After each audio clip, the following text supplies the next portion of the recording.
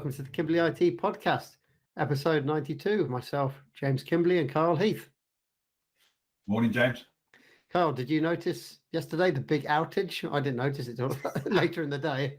Facebook, WhatsApp, and Instagram were apparently all down for like 6 or 11 hours? I don't know, something like that. But I'm going to admit, I didn't notice it personally until Kelly noticed it and told me. She's like, I want to send you some links, so I can't, and they're not going. And then James has sent me something about Facebook, and then right, okay, it's all off, and we were testing. You know what? It was like 9 at night. Yeah, because that's when I noticed when I must have sent the thing to you. It wasn't until I looked through all my news feeds and saw that, it's been down for like 11 hours. And it just shows now how little of Facebook services I use. Yeah, I guess I really only use occasionally WhatsApp to talk to my kid's mom, and I use Facebook Messenger with Kelly just because we have from the start. I'm just because she's on iPhone and stuff, so we just use that as a messenger tool. I only installed WhatsApp because of when my daughter started at school and they had a WhatsApp class group.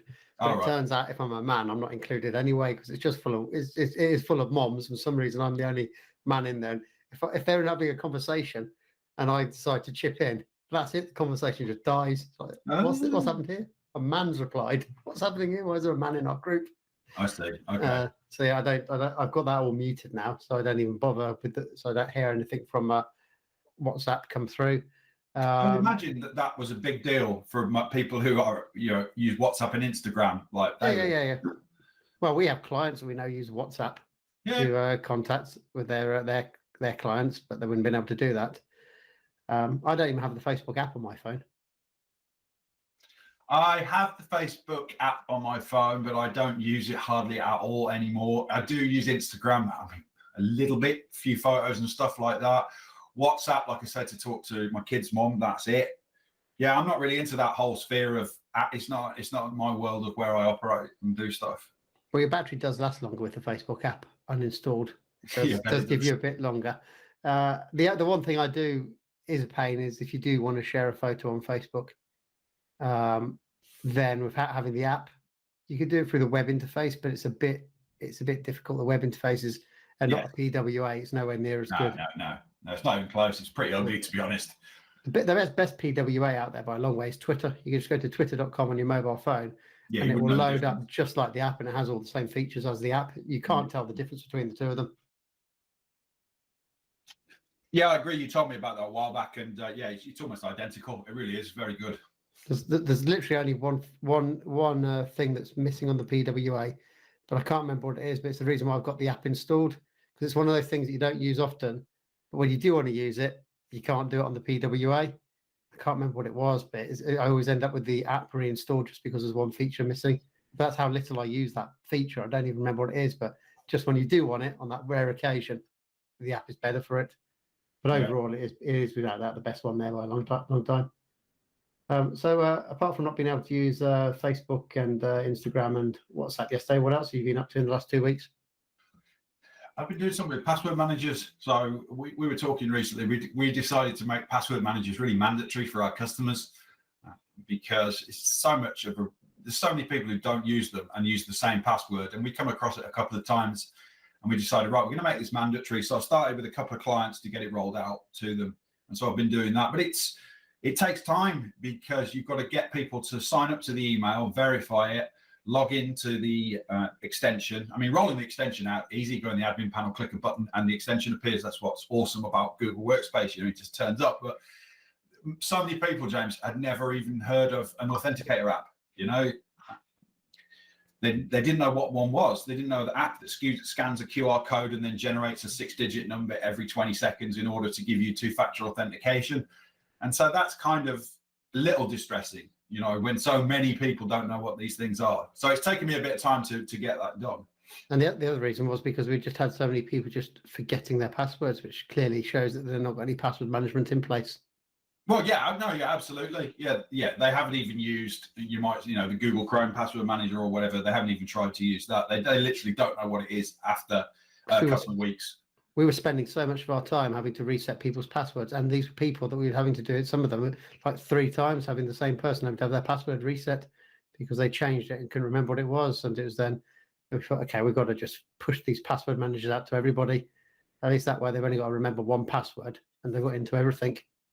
Well, yeah, it does save us time and effort, but it's really important for these people too, because they're not securing apps that are really important with any kind of decent password.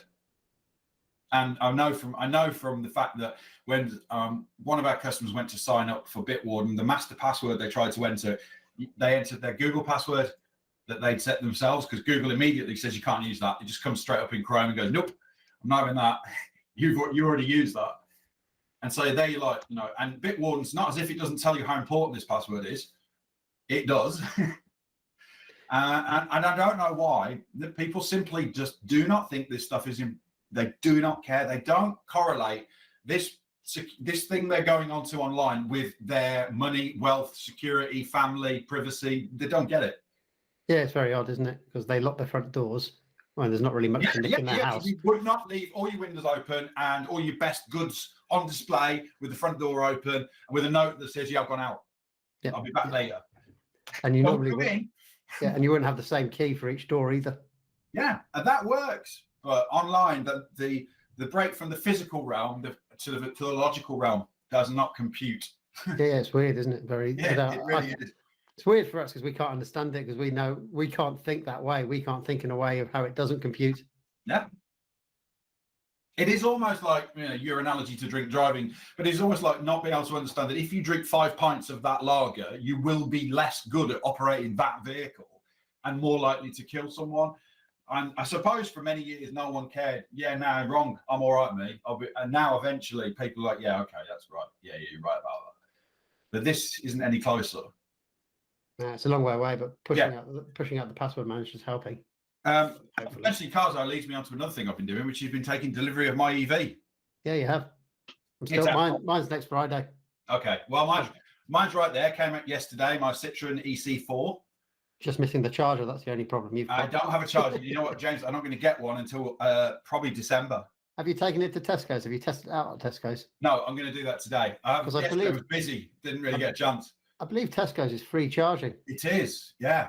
It's only 7 kilowatt per hour, so it's not a fast charging. It'll be the same as if you were charging it at home, but it's free. And I think if you want to go over the 7 kilowatt per hour, then you have to pay for the charging. Oh, okay, all right. I don't know. Yeah, I know that it's free at Tesco, so I was going to go down and try it out, but my battery's still full because I haven't been anywhere. I thought you just sat in it for a while and played around with some of the toys in it. And I have. I've been inside. I sat in it last night trying to work a few things out. You got them working? You got your Android Auto connected in? No, and here's why there's 2 USB points in the car. There's a USB-C on the left and a USB 2 on the right. And I haven't got a USB to USB-C cable. I don't really use one. So I plugged in a USB 2 to USB-C and it was charging, but there was no Android Auto coming up. So does it do it via Bluetooth? Yes, Bluetooth works, but it's not got wireless Android Auto. Okay. Now the Skoda did. That was mint when I had it. That just worked. But the Citroen doesn't, because it's not as high-end a car as the Skoda was. So I've got my USB to USB-C cable coming from Amazon today, and I'm hoping the left-hand port eventually, it doesn't say anywhere in the online manual they give you, the left-hand USB port is the data port. The right-hand USB port is not data, it is charging only. But it doesn't tell that anywhere. I had to Google that for somebody who said, oh yeah, that's what's the problem. I take it you've checked your USB-C is a data-enabled cable. Well, you know, well, I know. Yeah, I bought myself a brand new cable as well, specifically. So I'm covering both bases here. Yeah, because it could be. But I thought, no, it must be, because it used to work in the Suzuki, same cable. So it must be. I did see a new article, I think it was like 2 weeks ago, where they're going to put some new logos on the USB-C cables. Yes. So you can see if they're just power or if they're data as well, and some other things, and what level of power they put through the cable and stuff like that. Because not all USB-C cables are the same. Oh, that's right. And again, most people would not know that at all. Yeah, not at all. They won't even know when the label's on them either. But at least you can say, hey, you did buy the wrong one. Plug it in. Yeah. Talking about data. I'm doing a data transfer for a client. So we've got a client who's got 2 brands, and one of the brands is getting retired and coming into one. So they've got a few users that are on a domain for this brand, and I'm migrating their emails and their documents across to their new accounts on their new Google Workspace brand. So that's going through, but it's just the typical slowness of getting hold of people's passwords. be able to plug into their accounts and extract the data and import it in. So I've done one user so far. Still a couple left. But hopefully I'll get those passwords soon, and then I'll be able to do it. Otherwise, I'm just going to do a password reset on their accounts and just do it my way. Yeah, that's doing it through the admin panel, isn't it? Yeah. I'm trying to be friendly and get them to send their passwords across before I do a password reset and lock them out, and then just move the data. But I will do that this time next week. If I haven't had the passwords by then, I'm just going to lock them out and move the data across. Do it the rough way. Itchy eye today, so excuse me while I'm itching my eye on the video. It's just one of them things. Woke up with an itchy eye.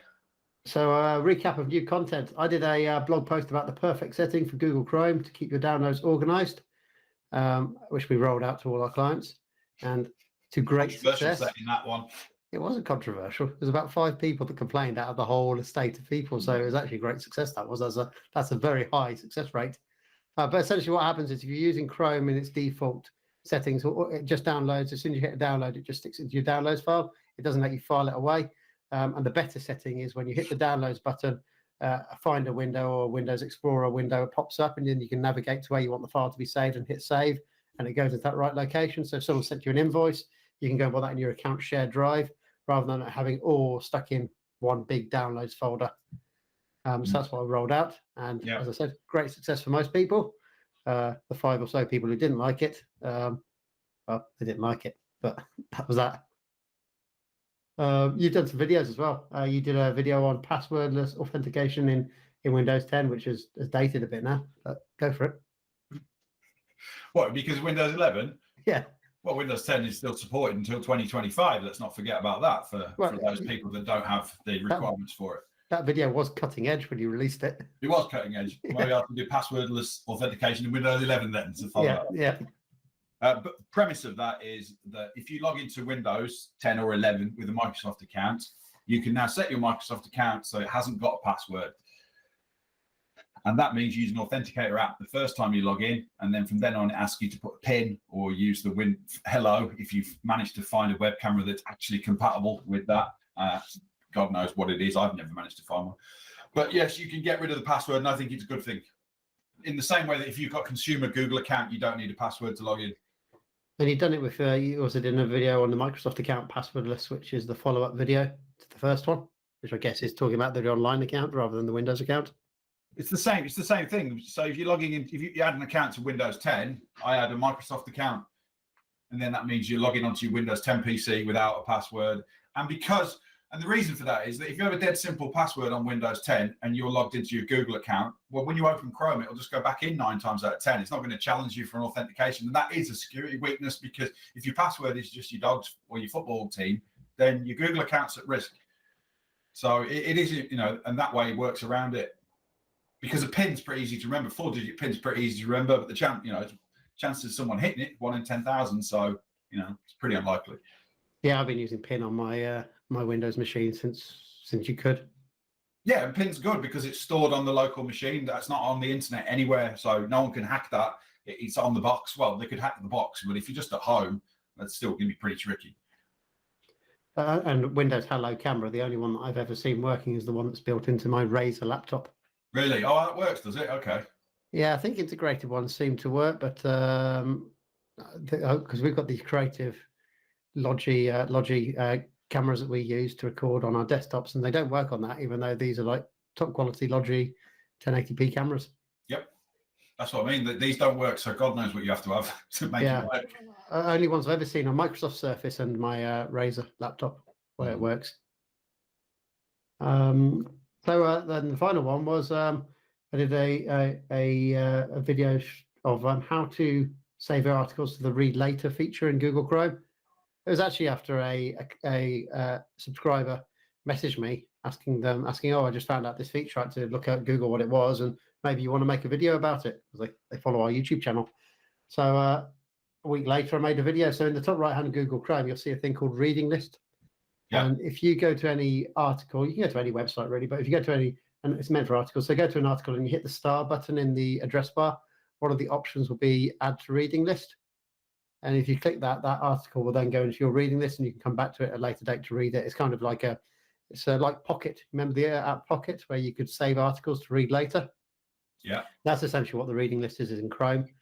But it's kind of like a glorified bookmark, because you could have just made your own folder called reading list and just saved it in there as a bookmark anyway. It doesn't add anything more to it than that.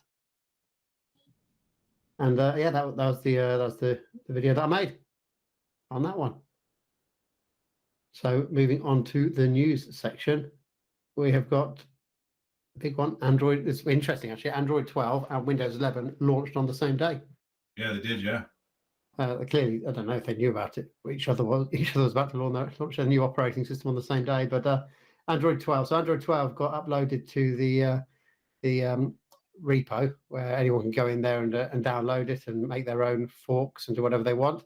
Yeah. Interestingly, it came out. Normally, they push it out to Pixel phones as they publish it to the open source platform as well at the same time. But the Pixel phones won't actually get it for about another 3 weeks. So you can go and download it now, and you could root your device and bootload it onto there if you wanted to. But if you've got a Pixel phone, you want to wait 3 weeks to get it. Yeah. You're still going to get it before any other manufacturer most likely drops it anyway. So you're going to get it. But it's interesting on Android 12 because it's probably the biggest graphical overhaul of Android since its creation. Right. Okay. That's now using Google's Material U. Which is, it's more about colors. The widgets and all that have been updated, but if you, based on your background or your wallpaper, the whole system will then pick a hue from that background and color the whole system with that hue, so it's all personalized. So you could basically argue that every single Pixel phone or any Android 12 phone in the future will be unique to that person, hence Material U, because you all might have different wallpapers, therefore have different colors and different hues. So it basically takes 3 colors from that wallpaper, and then with those 3 colors, it colorizes the rest of the operating system. And even with the theme, the icons as well, if app developers support it. So all the Google icons are supported for Google's apps, and the developers can do it to their own, and it will actually theme those icons as well using the same colors that it's picked. So the whole thing is matching and nice and beautiful to look at. Then there's a few other things. So they've improved like the animations, the graphics designs and all that kind of stuff. One thing that I'm a bit annoyed about is on the Pixel phones, for example, when you press and hold the power button, that comes up with your Google Pay and your smart home controls. So you just got to hold your power button for about 2 seconds on your Pixel. And restart as well, yeah. Yeah, it will come. Yeah, it will come up with all the cards that you've got in Google Pay, and you can just quickly select the card you want and then just tap it to pay. They've removed that, and instead now, if you hold the power button, it takes you to the worst service Google has ever released in their entire history, Google Assistant. Yes. And it's just like, why have you done that? For a start, Google Assistant is voice activated anyway, and there's already an icon on the search bar on Android to open Google Assistant. And it's far easier if I can just hold my power button and get to my payment cards and all my home remote control there. Instead now, if you press and hold the power button, Google Assistant opens up, and then in the bottom right and left-hand corners, you'll have an icon for your home controls and an icon for your Google Pay. So you've got to go and tap on that now to select what you want. Yeah. So you might as well just have the app on your homepage rather than doing the power button. But yeah, I can't stand Google Assistant. I think it is complete and utter crap. Yeah. Yeah, I don't like it either. It's so, for example, I've just set up Family Bell on Google Assistant. So at 7 o'clock in the morning, it wakes up and it has 5 items to do. So it'll tell my daughter to get up, make your bed, then it'll tell her next to go and do that. But it never fires. Or if it does fire, it will tell her the first bullet point, and then she'll say that she's completed that, and it won't do the next ones. It's completely and utterly random. But I find that anything specifically personalized to you, Google Assistant is useless. So if you asked it a question like, who is Winston Churchill? That's not a problem because it just goes out to Wikipedia and brings that. But if I said something like, play a specific song by a specific artist, 9 out of 10 times, it's going to get the wrong thing. It is junk. Or if you say like, play family music, all of a sudden you're going to get some hardcore hip hop coming on there with loads of F-bombs going all over the place, even though you've got explicit mode turned on, so it doesn't do it. Yeah, it's just junk. It really is junk, and it's never got better. That's the thing with Google Assistant. It's never got better since the day that they released it. Like, you try and send me a chat message through Google Assistant, impossible. If you say send a chat message to James Kimbley, won't happen, or it will come up with something else. Okay, you want to send a text message to Jane Kilsby, someone else that you've got a similar name, something like that. It's just total junk. Really annoys me, and it annoys me that they've done that because I use the power button all the time to get to my cards when I was buying things because it's just so easy. Right. Yeah. I didn't really do that, but yeah, because it means I don't have to unlock the phone or anything to get to Google Pay. Oh, okay, yeah. Because my default card is American Express, but not everywhere takes that. So using the power button to be able to clearly flick to Starling and stuff like that was useful. Yeah. Then they've got some other security settings that are coming out on that. So they've got quick setting tiles. So when you pull the notification shade down from the top on Android, and you've got all those quick setting tiles, there's going to be one there that turns off your mic and your camera. So just a control for the whole system for personal safety and stuff like that. Interestingly, it's got a nice. It's taken some things here from Apple actually. They are now going to give you the option when an app wants you to share your location, if you want to share precisely an approximation of your location with the app, so it doesn't get full details. And it's also got one-handed mode coming, because you know how big phones are now. When you turn one-handed mode on, it brings the notifications down and stuff like that, so you can actually reach up and get them by swiping, not having to swipe all the way from the top of the screen. You can swipe from halfway up the screen and it will know that you're trying to pull the notification shade down. That's good. Things like that, which is useful. And then there's this rumor that in 6 months' time, Android 12.1 is going to come out. Right. Because that's been seen, because it's worked on in public, people can see that, and it looks like that's going to be specifically for enhancing Android for foldable phones. Okay, yeah. Which is interesting because there's also a rumor that a Pixel foldable phone will be coming out too as well. Yes. Google's working on that. Yeah. So that's all kind of backing that kind of stuff up. And then the one feature that Android has never had has finally come: scrolling screenshots. Yes. So a lot of people go, no, my Android phone's got scrolling screenshots. It has, because your manufacturer has bolted that on, added that onto their version of Android. Right. So like on when we had OnePlus phones previously, we had scrolling screenshots. Because that was something that OnePlus put onto their Oxygen OS, their version of Android. Yeah. Likewise with Samsung and all that. And Android plain, which is what Pixel phones use, have never had scrolling screenshots, but that's finally now built into Android. So manufacturers don't need to go and stick their own version, their own edition on top to enable that functionality. And I love scrolling screenshots because it's so easy just to send someone an article when you can just scroll it and then just send it them, especially if it's an article behind a paywall and they haven't got access to that service. So I'm looking forward to that coming out in 3 weeks' time, and hopefully it won't do what Google normally does, make older phones useless. Because I used to be on the Nexus devices when the Nexus devices came out, and you guarantee it would always come with the latest version of Android, and then when the next version of Android came out, they port it onto your current Nexus device. And that was it. That Nexus device was essentially crap after that, because it would just slow it down and just be absolutely terrible. And I think they did it on purpose to make you go out and buy the next Nexus phone. Well, I think that's definitely that would be the case. Yeah. And it's because I've only recently rejoined Google with their Pixel phones. Yeah. Because after the Nexus experience and starting my own business and all that kind of stuff, I decided I can't be relying on being a beta tester for Google. I can't have software that comes out which I'm essentially beta testing for them when I'm running a business. So that's when I made the move to OnePlus, because I knew I'd get the updates later, but then it would be fully tested and it'd be working and it would work for that device. Going back to Pixels now, this is going to be the first time that we've got a Pixel phone that originally came from Android 11 that we're now going to upgrade to Android 12. And then we can see, actually, is it any good, or are we a beta tester again and it's not great experience? So we're that's a bit on Android. Next story is a broadband one about the UK. So this is called broadband switching is to be made faster and easier under new rules. What I like about it is it's essentially like your mobile phone. You get your PAT code, give it to the new operator, and they do all the work. Yeah. With this one, the broadband one, all you need to do is contact the new people that you want to go with. Yeah. And they take over and they do the work. It's kind of like when you're doing a gas supply transfer. You just go to the new provider and they do what everything else goes on in the background.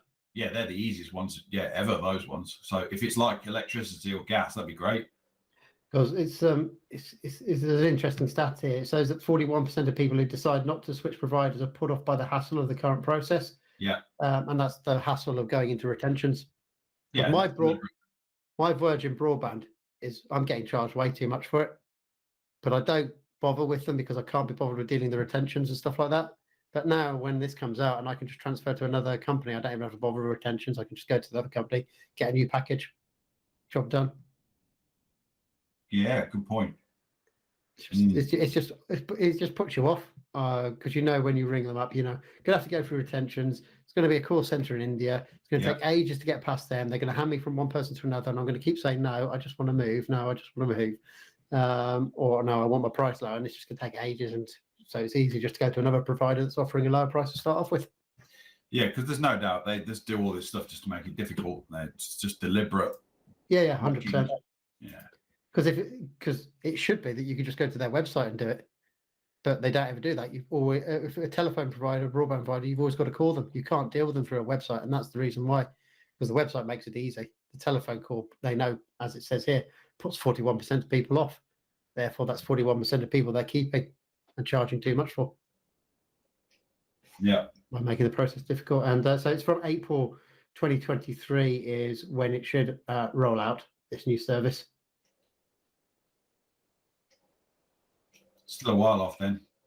Yeah, still a while off, but it's needed, massively needed in the telecoms. I wonder I'm just on Virgin Cable, so can I even go anywhere else? Well, you can do, but you wouldn't be you most likely wouldn't be on another fiber network. You'd be going back to a copper, most likely. That's it, yeah. So I'm sort of stuck with Virgin really because I need the speed. Yeah, I'm stuck with Virgin as well. So one day I will have to give them a call and get the price knocked down. Yeah, I've done that in the past, yeah. Just the hassle to do it. Yeah, because it creeps back up. Yeah, you knock it down, and then 3 months later they'll tell you you get a letter come through. We're putting your price up by £3 a month just to improve the service to everybody. I don't think they do. I think that is just to everybody. Like there's just a cycle of price increases per person. Well, I've not seen my service improve. I haven't seen it go down either. It's just the same. Yeah. And I don't really care about other people. I just want my service to be good. I couldn't care less if my neighbour's Virgin broadband is crap. But and then you'll get 6 months later, you get another one, and it just starts creeping back up, as you said. Yeah. So apparently, there's only really two providers for fibre optic. You got cable is Virgin Media or a company called Hyper Optic, which I've never heard of. Right. And then apparently it's even more difficult if you're flicking away from Virgin to say Sky. Yeah. Because Sky, TalkTalk, OpenReach, BT, they're all on the same mainframe network, the same thing. So it's a very easy thing. But when you're going from Virgin to one of those or the other way, then it's a much bigger issue. You've got to work out when your line's going to get cut off for the other one to come in and all that kind of stuff. Yeah, I bet. There we go. Google Maps had an update, Kyle, in the last 2 weeks. Yes, I saw you mentioned this about fires. Yeah, so it's basically it'll give you real-time tracking of forest fires and stuff like that, but that's not really an issue in the UK. So that wasn't the part that interested me. It was the part about tree canopy mapping. So Google Maps tool, it combines Google's aerial image with computer AI to generate a map to show where tree coverage is in cities. And the idea is to help cities plan and plant trees. Right. Because you can significantly lower the heat of cities by planting trees, because they break the sunlight from landing on massive tarmac areas, which is just regenerating the heat and pushing it back out into the air, right, and reflecting it back.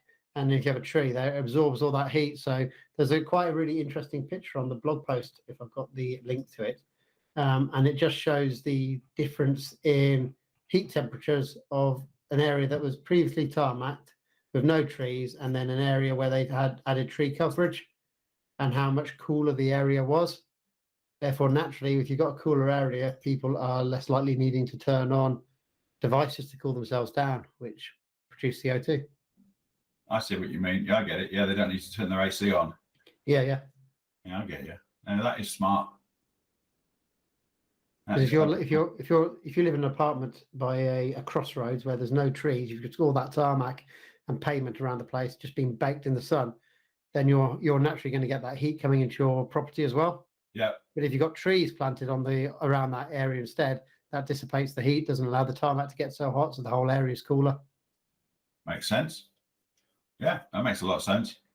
It's just nice how they're using AI to do it, because they have they brought out, I think it's called Sunrise or Sunshine, and that's a feature on Google Maps where you can see how much sun your roof gets, and if you should you should install solar panels on your roof. Oh, okay, yeah. And that's using AI just to work out the angles and how much sun you're likely to get. Yeah. And this is again using AI just to work out trees and where to put trees, and I think they're giving it free to cities worldwide to use. Plant trees and plant trees. It seems like this is the kind of stuff that AI is a bit good at. Yeah. Yeah. This kind of mathematical, statistical data analysis, it's just really good at this stuff. Yeah, and doing it in scale. Yeah, because I think it doesn't matter that it scales. It just takes it maybe a little bit longer to work it out. Yeah, you can't have someone going around every crossroad working out what trees to plant when you can get a computer to do it for you. Yeah. We then got your article on the future of software usage. Take us through that, Carl.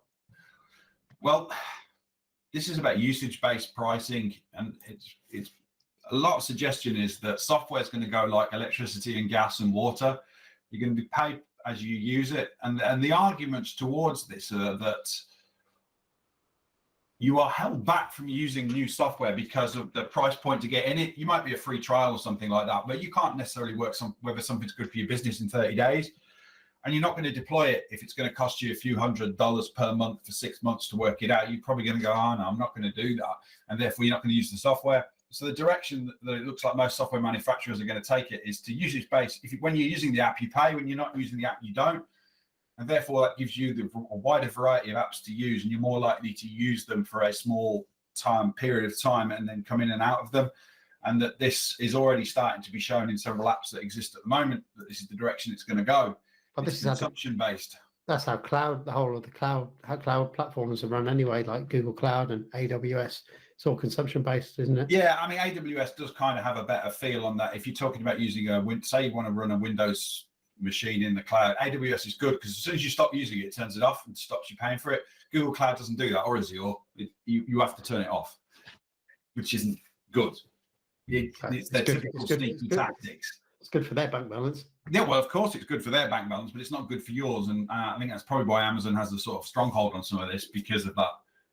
Because it's quite. I imagine both Microsoft and Google do give that facility to big enough clients.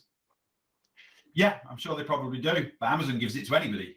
You don't have to be. You can just take it as a small business owner and do that. But this whole article is suggesting that 39% here it says of SaaS providers, that's software as a service, or that's using software on a subscription basis, are looking at usage-based pricing compared to 23% in 2014. So it's fundamentally shifting the direction to what is called an inherently equitable exchange of value, which I suppose is time and money for what you get. Make our billing a bit awkward if Google starts doing that for Google Workspace.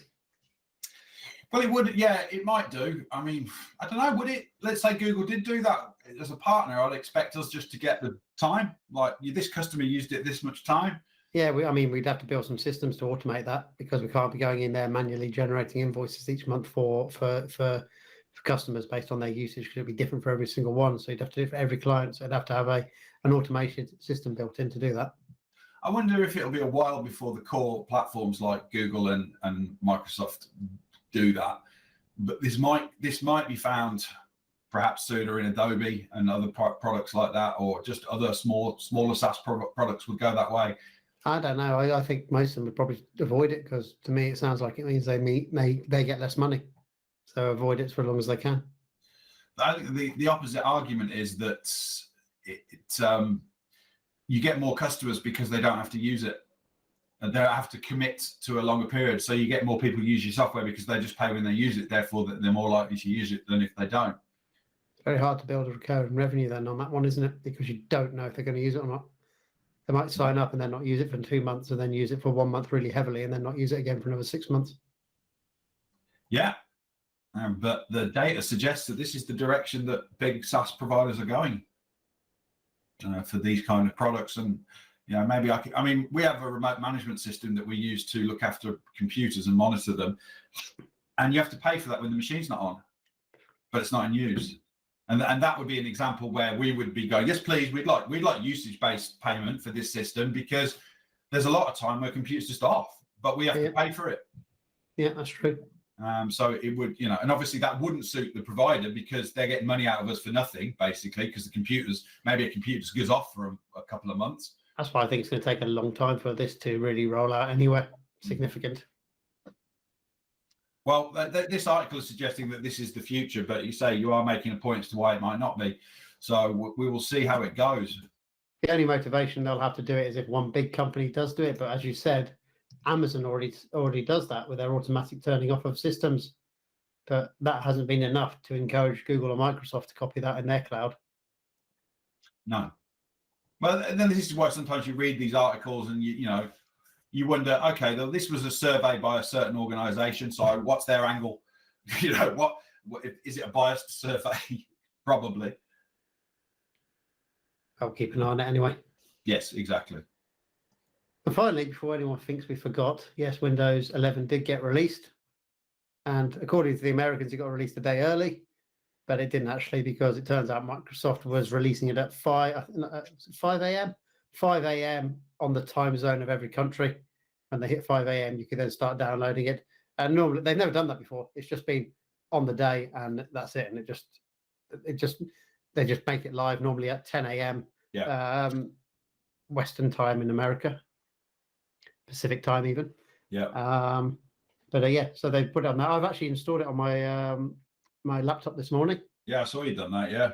I hold off all the beta, so I never did the insider, because I don't like being a beta tester, because when something goes wrong on Windows, that's it. You get a reinstall job, and I didn't fancy doing that. So I've installed it. It's kind of odd for me. It's just a graphical interface update. Yeah. I can't see the reason why they needed to bring Windows 11 out. That could have all been done on Windows 10. The only reason, I think, is they got a lot of pressure from computer manufacturers, laptop manufacturers, that people aren't buying new machines, and we need to get them to buy new machines. And the only way that Microsoft could justify making a system requirements change that forces people who want Windows 11 to buy a new machine is to make a new version of Windows 11 to kind of hide it from the consumer. That's what's really going on. We've just brought Windows 11 out so that you'll either need to buy a new computer now if you want to use Windows 11, or you're going to have to buy it in 5 years' time, or less than that, 4 years' time, when we stop supporting Windows 10. But if we carry on doing Windows 10, then those people aren't going to buy new machines, because for example, I've got a 7th generation processor in my desktop computer, Intel, and it's more than adequate to run Windows 11. It just hasn't got the little security TPM on it. I do that via a USB stick instead, with Bitwarden stuck in the back of the machine. Yeah. But it can easily run Windows 11. It's just artificially been made not to run Windows 11 by Microsoft, and we know it's an artificial limitation, because it's the Surface Book 3, I think, or it might be the Surface Book 2. That's got a 7th generation Intel processor in it, but for some reason that one can magically run Windows 11, and it will be upgraded to Windows 11.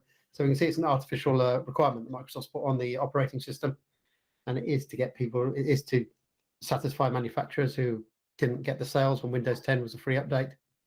Well, yeah, it's a registry key, because I'll be doing my machine later on. I think there's a registry key is all you need to change. You do not get you get that problem though. You don't get Windows updates, don't you? Once you've done that, it doesn't get the latest updates. Well, that's what I'm going to find out. I'm keeping my desktop on Windows 10 anyway, because it renders the videos, it does all the lot, everything that's needed. Yeah, I just want to find out, and then I've only recently reloaded, so I could reload again. It's no big deal. Because I've got Windows 11 on the laptop anyway, I've got experience of both now. But it is just a graphical interface change, and it's not a great graphical interface change in that it does look much better. It's much nicer fonts, all that kind of stuff. I love the taskbar and the things down the middle.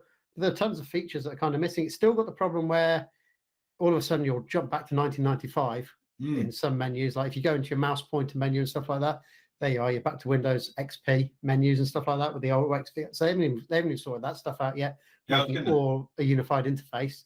You'll find the oldest bit of Windows in there. See if you can find. It's usually try and find the oldest dialog box inside Windows.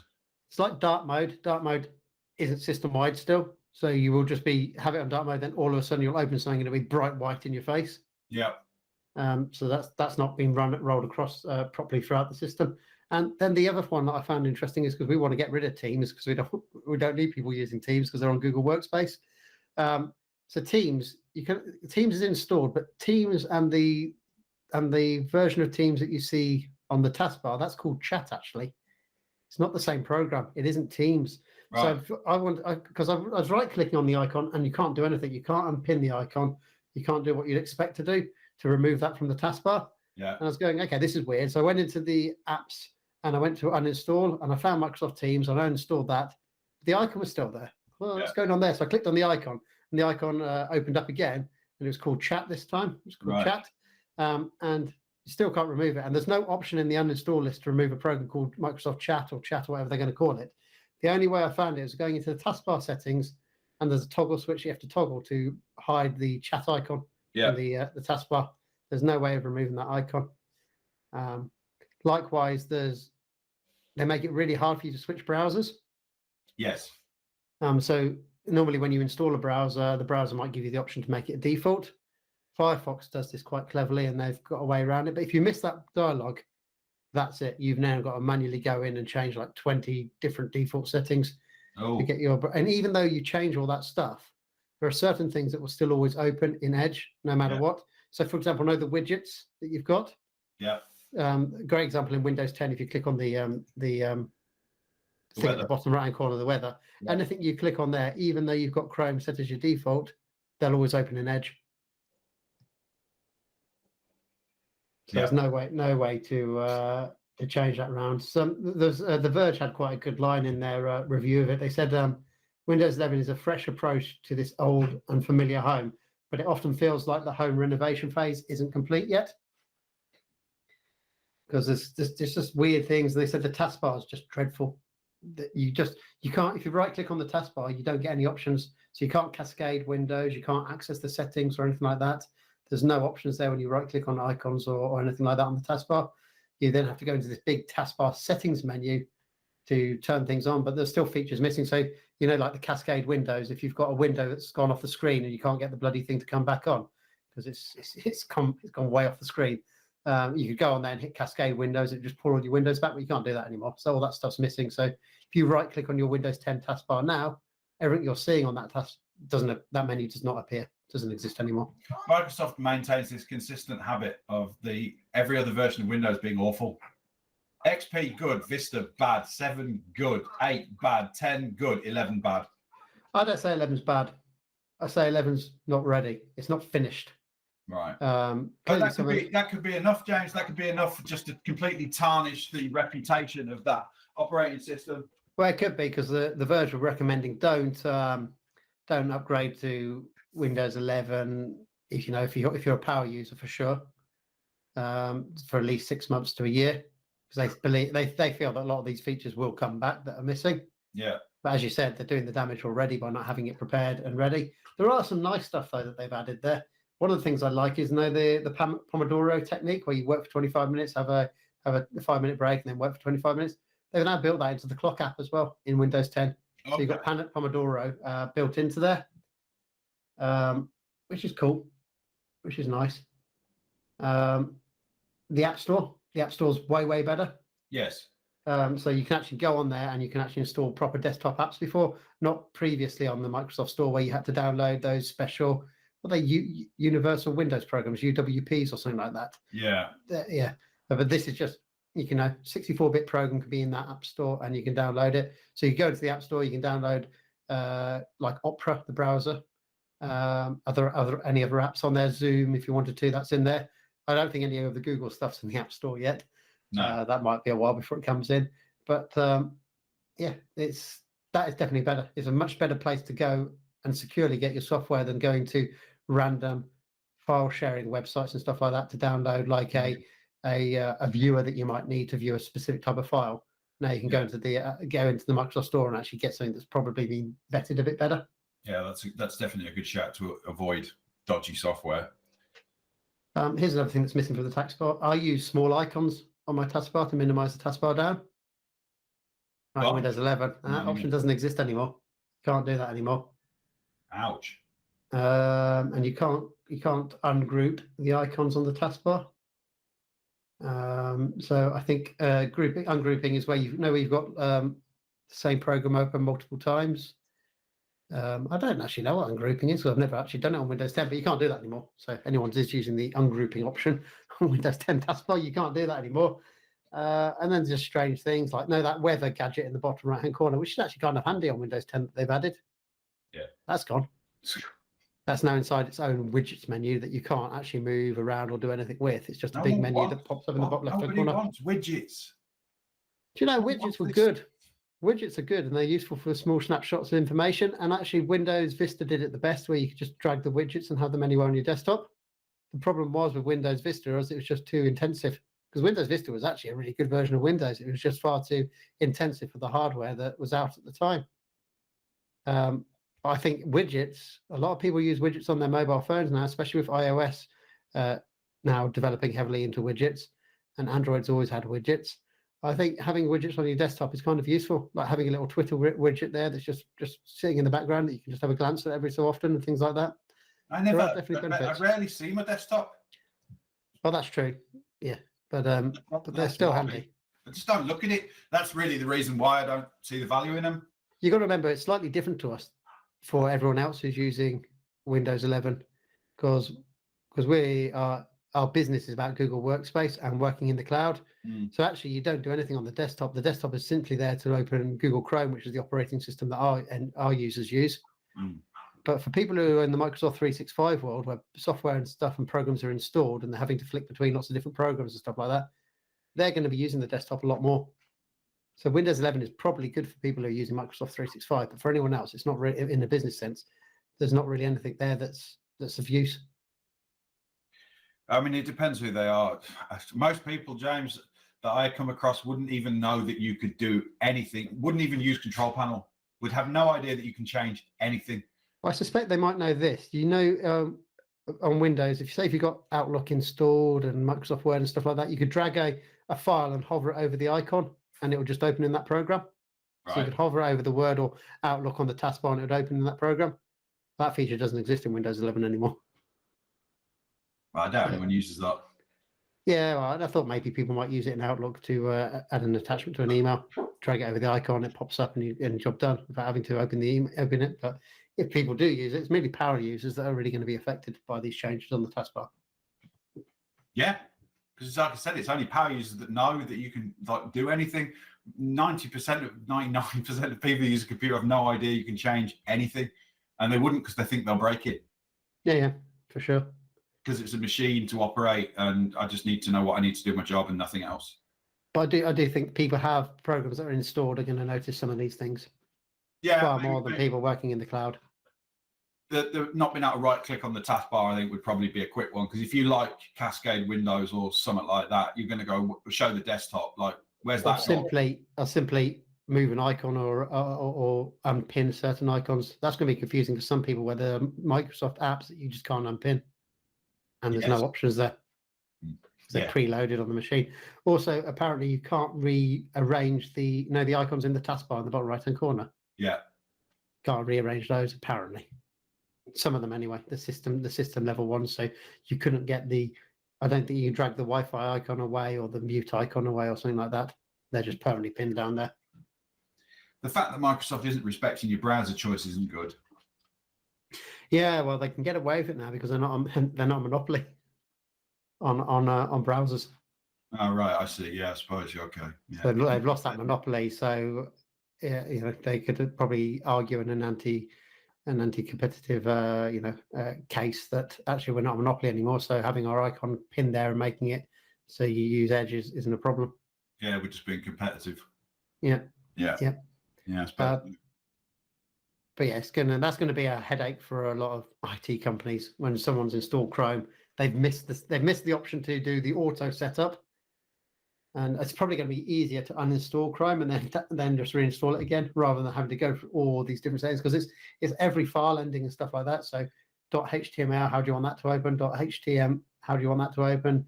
.asp, all that kind of stuff. I just don't think that. I don't believe that trying to run Windows as an operating system across a big company is a sensible move anymore. It's just too much. As an individual person, a creative person, maybe working on their own, or an individual, it's a good operating system to let you do lots of stuff. But if I was like, I had 1,000 people I needed to deploy computer programs to, I would be doing every single thing possible to push them towards cloud-based computing, running on things like Chromebooks, simply because I couldn't try and secure this damn operating system called Windows across 1,000 people effectively, even with a team. I would be just a nightmare of expense and work to try and do that. Well, that's another discussion entirely. Yeah, for sure. Well, let's move on to our recommendations then to finish it off. Yeah. You haven't got any this time. I don't. Week, so I recommend. I'm still stuck watching and listening to what I was before. Oh, you like that? You've got a recommendation, haven't you? The one that I sent you, Bad Cops. Well, okay, all right, fair enough. Yeah, you sent me a podcast called Bad Cops. It's actually number one podcast at the moment. Is it? Okay. Yeah. It was really good. I listened to it all back to back, doing the gardening on a Saturday, and it's all about corruption in the Baltimore police force, which was good because I could think of the Wire TV show that I like and put it into my mind. It was really good, actually. Really good corruption podcast, and this journalist helped tell the story of this corruption. I'm currently watching a crime thriller on Netflix called The Chestnut Man. Right. So it's Norwegian, I think, or Swedish, one of the two. So it's got subtitles on it. You can turn on the dub if you want to. I've kept it in Norwegian and Swedish and reading the subtitles. It's pretty good. It's pretty good. I'm about halfway through it. Okay. And I'm enjoying it so far. And then I had another recommendation, which is an Android app called Loop Habit Tracker. Right. So it's an open source app that I've been using for a while, and it tracks habits. So roughly it takes 30 days to naturally get a habit. With Habit Tracker, you open the app, just type in what you want it to do and ask it, and then you set a time when it notifies you. And it will. So I've got, say, did I do my exercises? And at 8 p.m. each day, it will ask me, did you do your exercises? Yes, no. You just tap yes or no. And then it just builds, and because you're doing it every day, it's a thing that you want to track. And I feel bad if I haven't done my exercises, so I want to be able to hit that yes button. But it also builds a chart and stuff like that to show how you're progressing and whenever you've missed it and stuff like that. Right. But it's for lots of different things. So I've got like one, did I eat moderately today, or did I eat shit all day? Yes or no on that. And it's just a way of tracking things that I'm using it for. But yeah, it's a habit tracker. So if there's any habit you want to do, like Carl said, you said you want to read a book once a week. You can stick that on there. So like on a Sunday evening, it'll ask, did you read a book? And you just yes or no. And it's just as I said, habit tracker. And it takes 30 days to build a habit. But I just leave it running the whole time. It's great. It's quite interesting seeing the statistics as well. Okay. Because I can do other things, because I got one on did I eat moderately. I can then link it into something else, like did I eat moderately, yes or no, and then I can have one at the end of the week, did I gain weight or lose weight, and then I can see in the stats, oh, this week I ate moderately 4 times, but I lost weight and stuff like that, and you can link them in and all that kind of stuff. So it's kind of cool what you can do with it. That's free on Android. Yeah, sounds good. First app recommendation we've had in a long time. Yes, it is. Now, we've got some guests coming on the show, and I don't know if it's for the next podcast, is it? No, it's not the next one. I think it's in November. We have got 2 clients coming on. Well, 1 client coming on, but two people from the company coming on. I can't actually see that episode at all. Okay. But yeah, we will have some guests shortly. But that is a teaser for what's coming up in the near future. And that's it. I've got nothing else to add. You got anything else to add before we go? I don't know. No, that's it, I think. Thanks for listening, and don't forget to subscribe to the YouTube channel where we're sticking tons of content out. We've got some new style content coming out shortly, so it's worth a subscription so you don't miss that. Yeah, they're going to be good. Yeah, they take a bit more time to edit, but they'll be nice. They're more feature-filled videos that are coming out. Yeah. But that's it. Have a nice day, and we'll speak to you all again in 2 weeks' time. See you later. Bye.